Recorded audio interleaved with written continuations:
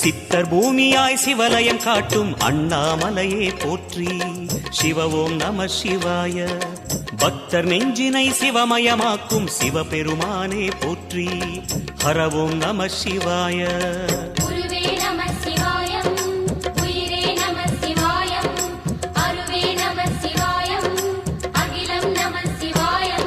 நம சிவாய நம சிவாய ஓம் நம சிவாய. நம சிவாய நம சிவாய ஓம் நம சிவாய.